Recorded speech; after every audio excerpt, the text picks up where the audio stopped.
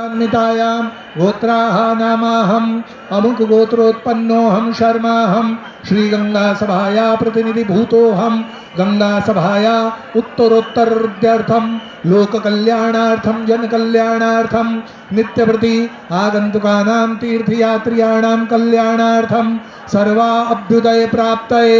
सर्वे भवन्तु सुखिनः सर्वे सन्तु निरामय सर्वे भद्राणि पश्यन्तु मा